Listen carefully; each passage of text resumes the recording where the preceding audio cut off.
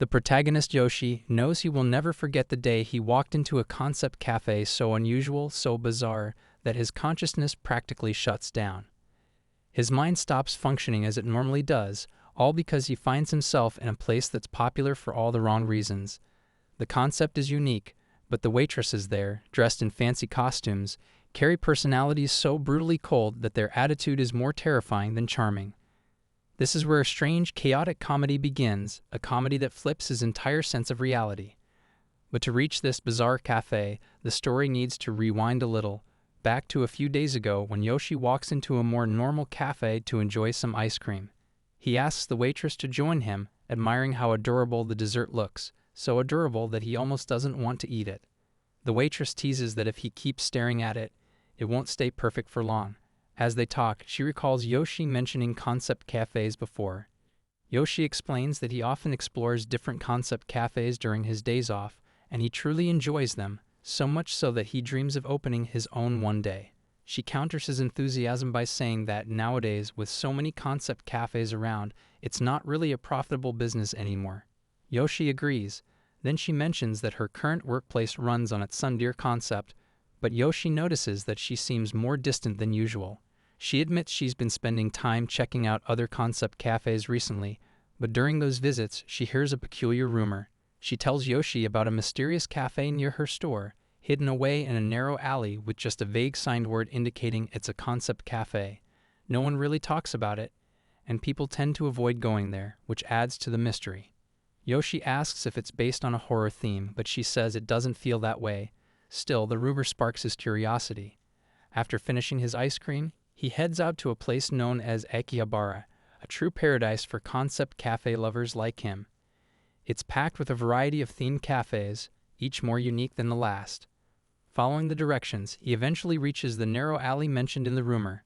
It looks shady, and Yoshi hesitates, unsure whether he should go in. He suspects it might just be another overpriced spot using the term concept cafe as a gimmick. But curiosity pulls him in. Just before opening the door, he thinks to himself that, whatever happens, this experience will be something new. He steps in and mutters that it feels like home, but one look at the waitresses tells him this place is anything but welcoming. It's all like a man walking into his own funeral, except with worse lighting and ruder staff. One of them, named Lucila, gives him a sharp look and demands to know what he's saying, stating that this isn't his place. Her glare at him is like she's been personally insulted by his entire bloodline. Caught off guard, Yoshi rubs his head and apologizes, wondering why a waitress would talk so rudely to a customer. She repeats her cold remark, and Yoshi starts to believe this might be part of the cafe's concept. Lucila then questions why he's still standing there. Yoshi looks around, observing the eerie atmosphere. Compared to the other cafes he's visited, this place feels entirely different, almost unsettling. The interior is strange, almost horror-like. He finds a seat near Lucia and asks for a menu like a man trying not to get cursed in a haunted temple, while Lucia glares at him as if he owes her something from a past life. She tells him he has no right to ask a demon for a menu, especially when she feels like devouring him. She says it so casually that Yoshi wonders if he accidentally walked into a villain's staff meeting. Another waitress, Raz, intervenes, silencing Lucia and handing Yoshi the menu. He browses it and places an order, also asking for water. The third waitress, Katria, heads off to prepare the food, while Raz asks Yoshi to place his hands together. He's confused by the request, but she returns with a vase of water and begins pouring it over his hands. He stares at the vase like it might explode. It seems like a joke to him, and he awkwardly tells her to stop. Once his hands are clean, he notices that the waitresses also seem to serve as chefs. Katria begins cooking without a microwave, following some authentic, almost ritualistic method. It's like she's summoning a spirit, not lunch. There's fire. There's mumbling. There might be chanting. She says something angrily in her native elven language while preparing the dish, though Yoshi doesn't understand her words. Soon, a strange dish is placed before him, so unique that even his ancestors wouldn't recognize it. Despite the mystery, Yoshi casually asks Lucila for ketchup the way one might request a glass of milk at a vampire gathering, which angers her. She questions why she's even serving a human like him and, out of frustration, squirts ketchup on the dish, ruining its appearance. Yoshi still doesn't fully understand the cafe's concept, but he decides to taste the food. From the first bite, he's frozen in place, overwhelmed by a flavor unlike anything he's ever experienced. He doesn't know the ingredients, but the blend is perfect. He begins praising the dish aloud, clearly impressed. Raz, the slightly sweeter of the three waitresses, starts eating from his plate the moment he does, which surprises him. She tells him it's a famous dish among elves, and Yoshi agrees the taste is incredibly authentic. This flavor becomes a mystery in itself. Just as he's enjoying the meal, a tentacle suddenly reaches toward him and grips his leg tightly. Lucila watches silently, while Yoshi falls off his seat in panic. Raz becomes furious with Lucila, who refuses to take any responsibility. Meanwhile, the monster tries to drag Yoshi away. He's still chewing when something grabs his leg, proving that in this cafe, the food might not be the only thing that bites back. Raz quickly brings out her axe and yells that she'll have to cut off his leg. Hearing this, Yoshi loses all composure. Raz teases him, saying she'll return the leg after cutting it, which pushes him to his panic limit. Lucila steps in to help, but Yoshi still believes this chaos is part of the cafe's concept event. She doesn't correct him. Instead, she claims the event is called the leg-cutting event. As Raz approaches to perform the act, Yoshi quickly loosens his pants, which slip off and are grabbed by the monster. At that moment, Yoshi fully realizes that he's completely lost his grip on reality. The three waitresses begin talking amongst themselves about him. Lucila is a demon, Raz is a dwarf, and Katria is an elf. Meanwhile, Yoshi lies there, drifting in and out of consciousness, thinking that this cafe is far too peculiar and probably his last visit ever. And in the end, it's not dignity or pride he loses, but a perfectly good pair of pants. After a brief delay, Yoshi finds himself restrained by two girls wearing distinct concept cafe outfits. They tied him tightly with a thick rope, and while standing close to him, they coldly declare that this place isn't meant for someone like him. One of them even prepares to spill ketchup over his body. But just as it's about to happen, Yoshi jolts upright and realizes it was only a dream, but he gets mildly disappointed that his dream version still couldn't fight back, a strange illusion he's been seeing while unconscious. As he fully regains consciousness, his eyes land on the same three waitresses standing before him, leaving him stunned. Lucila turns to the other two and asks what they should do with him now. But to Yoshi, this situation feels no less than a nightmare. He shouts that he knows Lucila was trying to tie him up and pour ketchup on him. Hearing this, she looks at him the way someone looks at a talking potato, mildly surprised, mostly annoyed. She responds with a baffled expression, thinking this human is speaking absolute nonsense. The waitresses avoid replying, bound by the country's rules about dealing with customers. After exchanging glances, they decide it's time to share the truth with this human. Listening closely, Yoshi is taken aback to learn that they're running a concept cafe after coming from an entirely different world. They explain that they were sent here as punishment and forced to live and work in this world. He listens like someone nodding at a conspiracy theory. He still believes this is just part of the cafe's elaborate concept. Raz, another waitress, shares that humans in this world are weak and ignorant about magic. That's why, after arriving, she researched which job would help them survive here. After thorough observation and reading online reviews, she concluded that a concept cafe would be their best option. Apparently, deciding to run a cafe in a foreign world is just one scroll away on a review site. Lucila adds that there are all sorts of bizarre concept cafes here, and if they work properly, they might even turn a profit. Yoshi, however, remains stuck on the idea of them being from another world.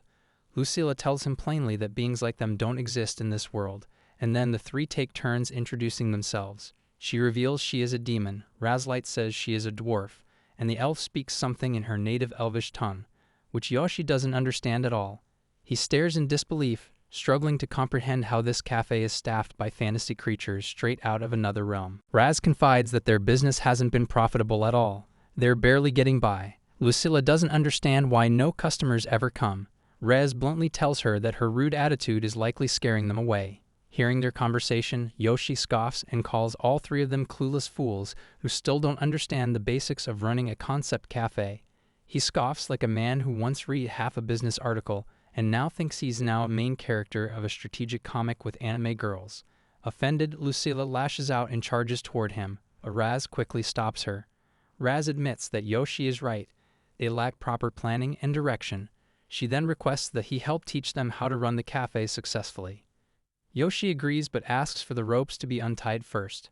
After being freed, he enters the kitchen and asks the girls to wait at the table.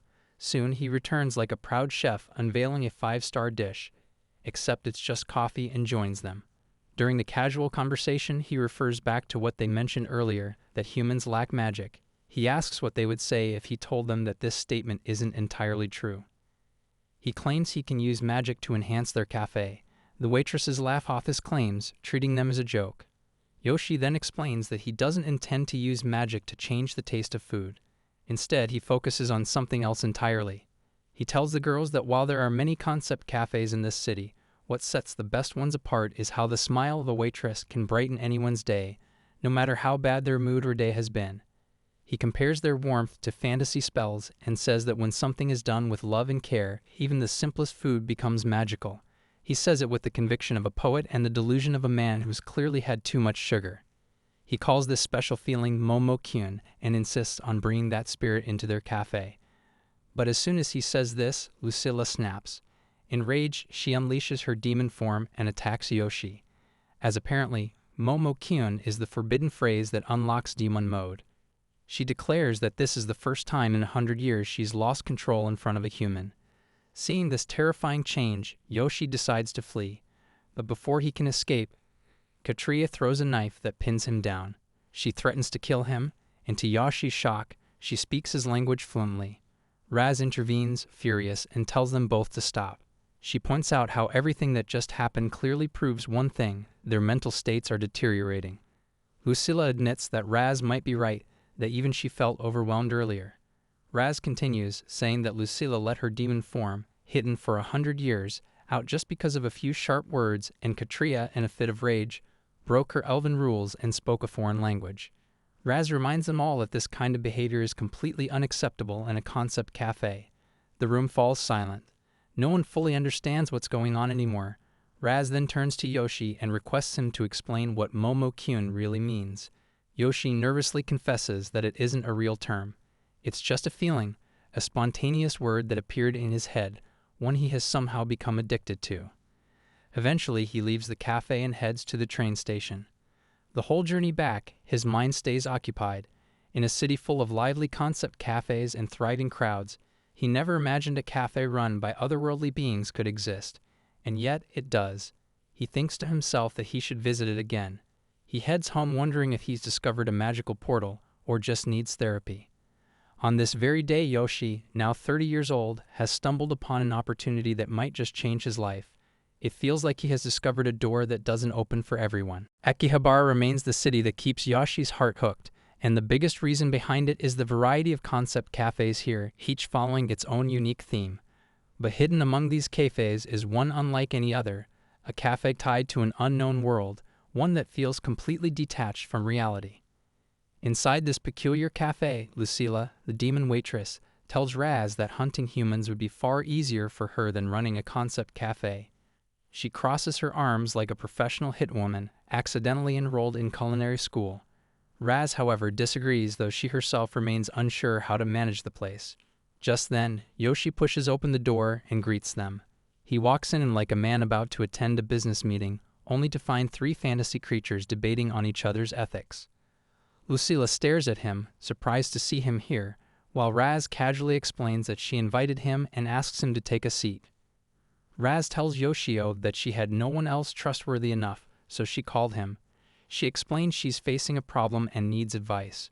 She and the elf are trying to research the outside world, but the real issue is Lucila. As the strongest among them and a demon by nature, she believes she can earn more by attacking humans than by managing a cafe. Raz now wants Yoshi to use his momo-kyun to fix her, but Yoshi finds the idea nearly impossible. Internally, he's screaming like a man who's just been asked to emotionally rehab a dragon with anger issues. Still, refusing to help could put him in trouble, so he agrees internally, though he has no idea how to proceed. Raz notices a box in his hands and asks about it. He tells them he brought something for them from a famous bakery near the train station, cupcakes. He presents the box like a proud father handing over his child, but all 3 waitresses refuse to eat them. Katria, being an elf, can't break her rule of not consuming others' food. Raz, a dwarf, avoids getting addicted to anything made by human hands. That leaves Lucila, who seems in no mood to eat either. Raz tries to convince her by reminding her that poison doesn't affect her, so she can accept Yoshi's kindness without worry. When Lucila still refuses, Raz orders her to eat as part of her past punishment. Reluctantly, she picks up a piece and warns Yoshi that if it's poisoned he won't live to see another day. As she takes the first bite, her eyes widen, and for a moment she freezes in place. The taste overwhelms her, delicious beyond expectation, and she quickly devours the rest of the cupcake. Raz and Katria watch her with growing curiosity. Lucila beams with delight, enjoying the cupcake to the last crumb. Raz remains puzzled, wondering how such a picky eater could like it so much, especially since demons are known for harsh food critiques. As Raz approaches the cupcake box, she finds Katria already breaking her elf rule by taking a bite too. Soon, all three of them are happily enjoying the cupcakes, and the scene gives Yoshi an overwhelming female vibe. To Yoshi, it's like watching a supernatural version of baking commercial, sponsored by World Peace. For the first time ever, Lucila praises something made by a human. Encouraged, Yoshi decides to educate Lucila further. He calls her closer, gently holds both her hands, and tells her that this world has many human foods even tastier than this. He explains that instead of attacking humans, she should consider giving their world a chance. Lucila, smiling now, agrees not to attack him anymore, though she still considers him an inferior human. Yoshi tells the others that despite being a demon, Lucila's personality is similar to its tsundere. Upon hearing this, she blushes with a smile. As they chat, Raz has a realization. She too could attract customers if they start selling sweets. But when she asks Yoshi, he tells her that almost every cafe is already doing the same, which sounds like another problem to Raz. Raz then calls Katria over and points her toward an old antique machine. Katria walks over and takes a closer look. Katria opens the antique like an archaeologist unlocking a tomb. Except this one smells like forgotten leftovers. Upon opening it, Yoshi finally realizes that it's a refrigerator, though not currently working properly. Lucila asks if Katria can fix it, and she replies in her native Elvish language, which he can't understand at all. However, Raz and Lucila seem to grasp her meaning. They're missing ingredients. Raz understands they'll now need to rely on her transporter, which is risky and illegal. She knows that using it might get them caught. Meanwhile, he feels that for the first time since meeting them, they've actually made some progress. Yoshi arrives, asking the three waitresses if they are ready to accompany him outside. Raz asked him to take them to check similar enemy cafes. He wants them to explore the human world and observe how other concept cafes operate. After a short wait, Raz, Lucila, and Katria arrive, all dressed and ready for their first destination, a Maid cafe. However, a new issue arises as each of them appears in their native attire. It looked less like tourists and more like cosplayers who took the wrong train to a fantasy convention.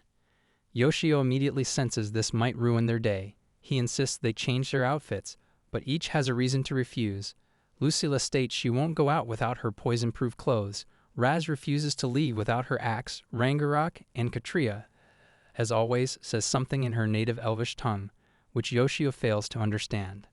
Frustrated but determined, Yoshio decides to change their situation by taking them shopping. Convincing a demon, a dwarf, and an elf to try modern fashion feels less like a makeover and more like domestic diplomacy. Soon, all three are wearing decently casual clothes that suit the human world better. Now looking far more presentable, they begin their tour.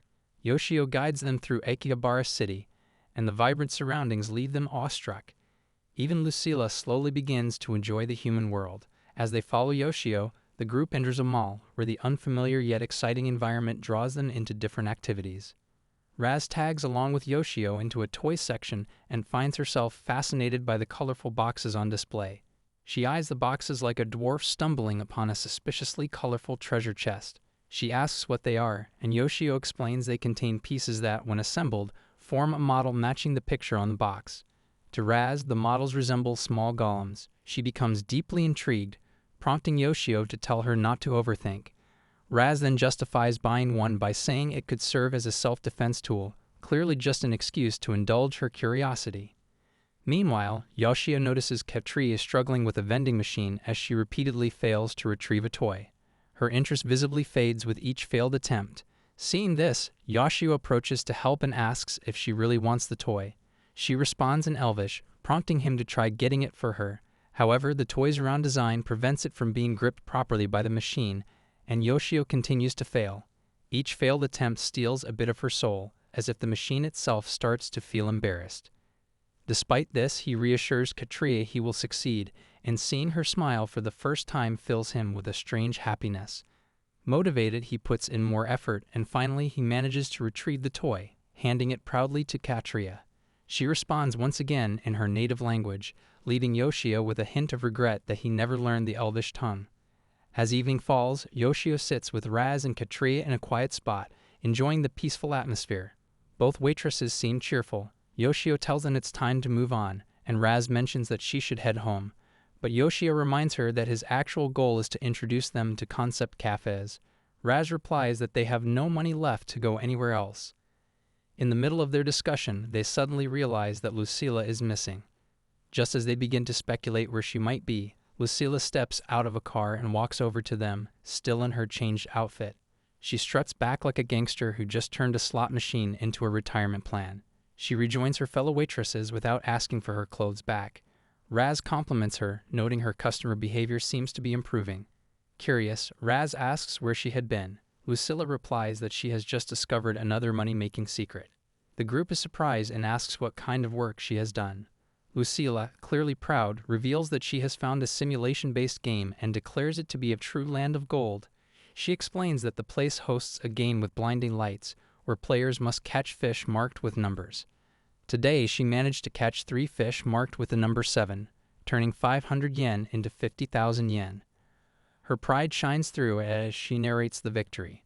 Raz, however, immediately recognizes this as illegal gambling, while Yoshio realizes that Lucila has now officially become a pachinko pro by the end of the day. As they approach the cafe, Lucila spots the underground stairs and instantly feels like she's entering a dungeon.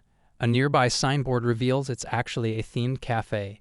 Realizing they can't afford to go in, the group considers using Lucila's pachinko winnings. She refuses, warning that demon interest rates exceed 50%. Still, Yoshio tries to tempt her, promising that she'll enjoy the experience because this concept cafe is incredibly popular. Lucila grows curious and asks what makes it so special. Yoshio explains that the cafe is called the Kingdom of Clumsiness, and just like the name suggests, all the waitresses inside are remarkably clumsy. Hearing this, Raz starts imagining herself conquering such a pathetic kingdom. She pictures herself on a throne made of broken plates and spilled drinks, declaring war on poor motor skills. Surprisingly, Lucila finds this idea entertaining. Yoshio, meanwhile, urges them all to behave once they go inside and not cause any chaos. As they enter, the clumsy waitresses cheerfully welcome them and lead them toward their table. Just then, one of the waitresses suddenly trips and falls, only to get up smiling and start behaving oddly cute and quirky. Raz finds her careless, while Lucila, clearly annoyed, quietly thinks about using that waitress's intestines as a rope. She stares in silence, already calculating how many meters of rope one human intestine might yield. Even Yoshio feels a little disturbed by the strange behavior, but he whispers that they are here only to observe the concept of this themed cafe. The group settles at a table and looks around. They notice that other customers appear to be genuinely happy interacting with the clumsy waitresses. Lucila finds the atmosphere very different from their own cafe. Raz comments that the entire place gives off a cheap, outdated cafe vibe. Soon, a waitress approaches and introduces herself as Luna. She announces that she has brought the cafe's most special cocktail just for them. However, as she places the glasses on the table, Raz notices that they are completely empty. Confused, they stare at the glasses until Luna gasps dramatically, acting shocked that she has accidentally brought empty ones. She then cheerfully says oops and apologizes. Yoshio finds her clumsy behavior adorable and tells the others how cute she seems, but Raz grows irritated. In her mind, she imagines delivering a powerful attack that could almost knock the waitress out. In reality, though, she simply grumbles to Yoshio that if she had brought her weapon along, she would have definitely struck her. Yoshio then looks toward Katria, who has been reading the menu silently for a while. When he asks what she wants, she points at the fried rice and places the order in her native language. Yoshio doesn't understand but decides to go ahead and orders 4 servings of fried rice for the group. While they wait, Yoshio tries to make conversation and tells them that the fried rice here is famous. He admits that he often comes just to eat it. Katria, meanwhile, continues to scan the rest of the menu, occasionally murmuring something. Yoshio asks Lucila what Katria is saying. Lucila, with a mischievous smile, responds that Katria hopes he vomits blood. This reply makes Yoshio flinch. Raz chuckles and remarks that he should really consider learning Elvish. Just then, they hear Luna's voice again as she returns with their order. However, instead of fried rice, she places plates of onigiri in front of them. She proudly declares that she made them herself. Katria freezes, staring in disbelief. This wasn't what she had ordered. Raz, annoyed, tells Luna that they clearly asked for fried rice, not onigiri. Luna, true to character, dramatically apologizes again, saying she forgot the order and must have brought the wrong dish by mistake.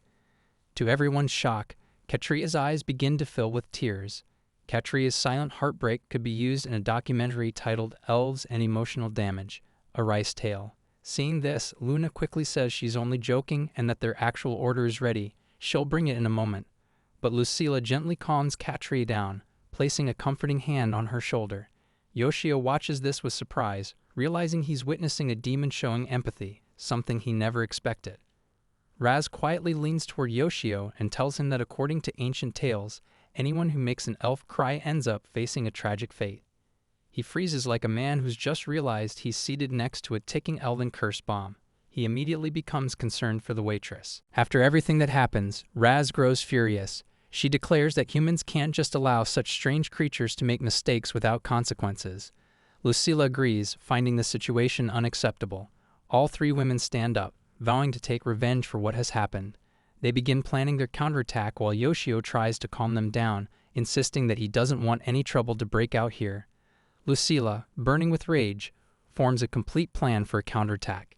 Yoshio quickly tries to stop her, asking what she will even gain from all this. He urges her to find a more peaceful solution, but Lucila silences him and insists she will do what she wants. With a wicked smirk, she shares her plan to cast a demonic spell on the clumsy waitress's head, one strong enough that she won't be able to resist. Yoshio finds this terrifying, while Raz warns that the waitress might fight back, so she suggests attacking from behind. Katria adds something too, but it's in her native Elvish language, which Yoshio doesn't understand, only making him more nervous. Katria contributes something in Elvish, and while Yoshio doesn't understand a word, the ominous background music in his head gets louder. Suddenly, Yoshio's eyes catch a sign in the shop. It displays a challenge card that reads, "Duel with a maid, win a prize, lose and face a punishment."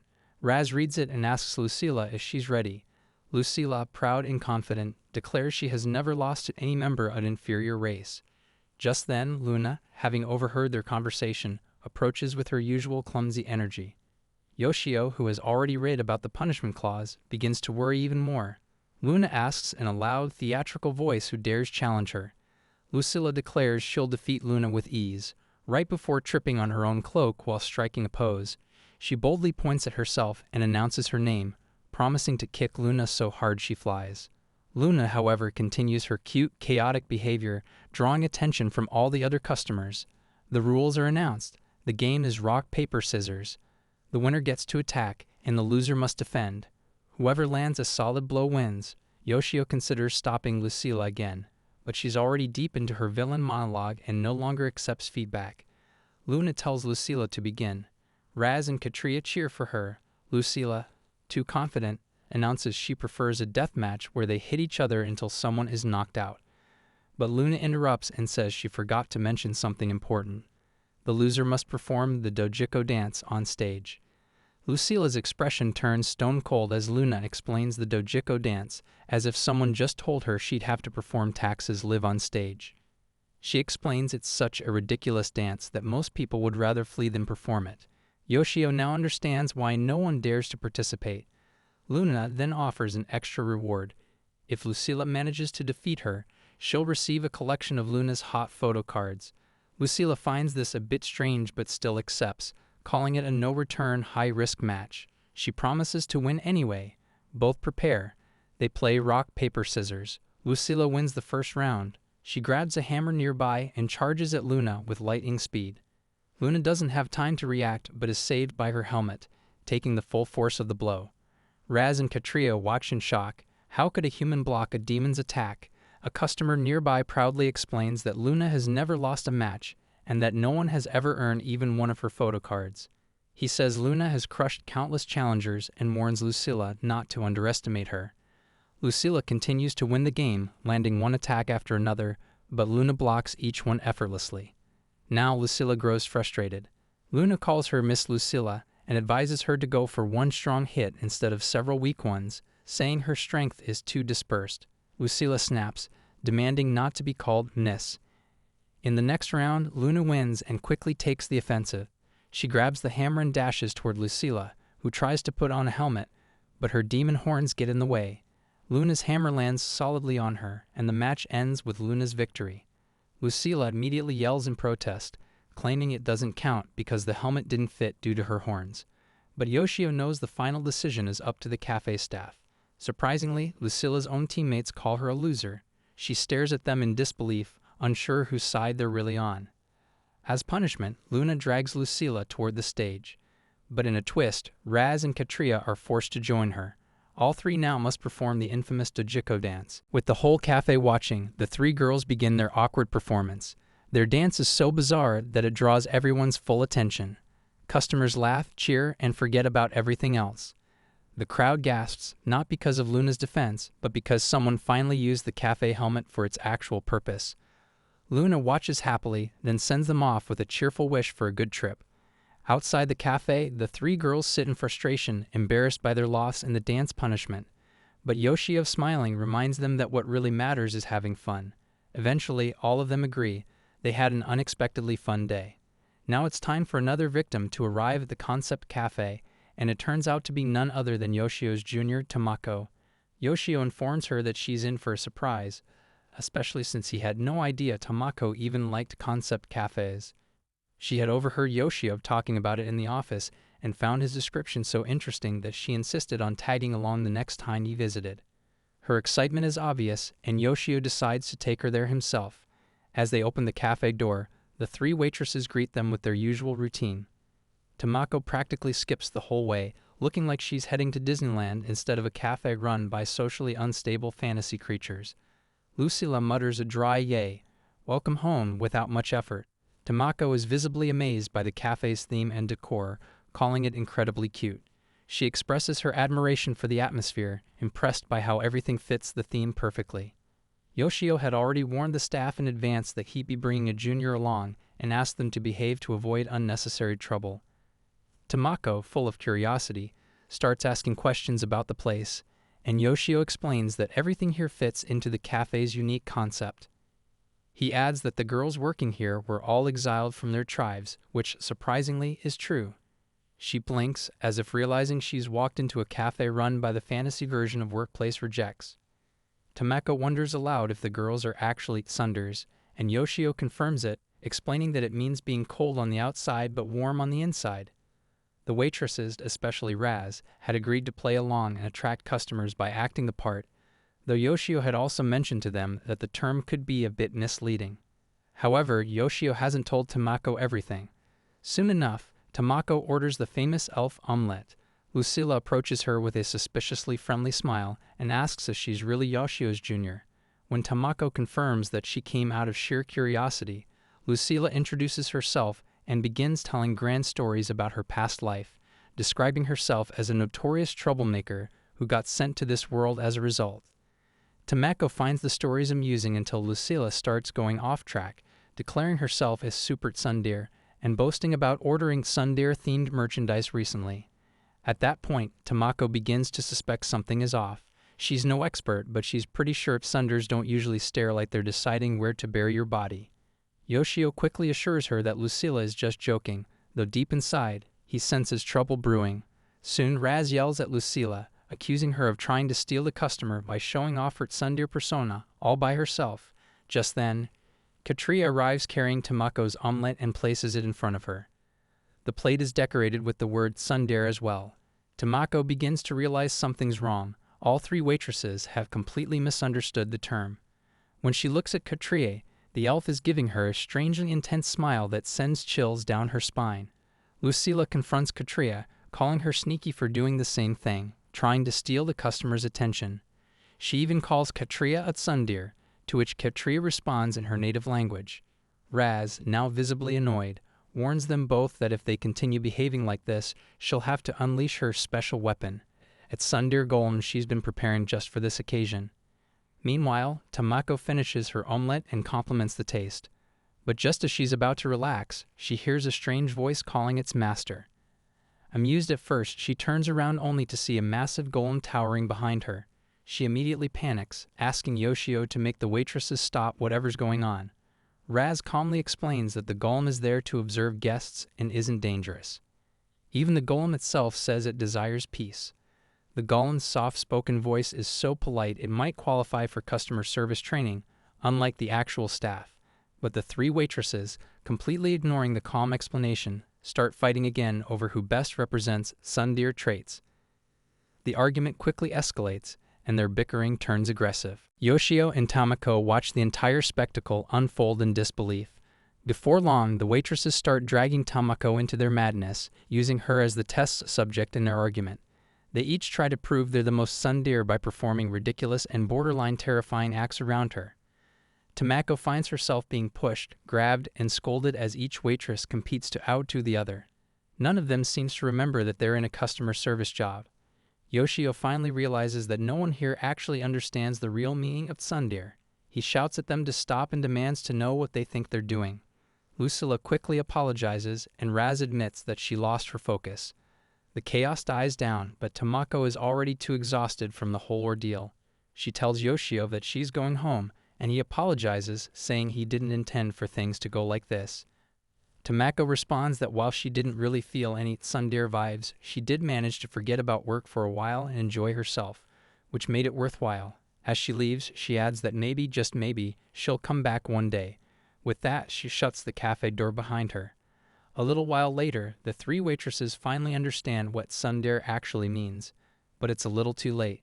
They nod in solemn understanding, as if they'd just completed a crash course in how to not scare customers 101. Here I am, know it's been a while. I was in denial about my love. Here I stand, I know I walked away.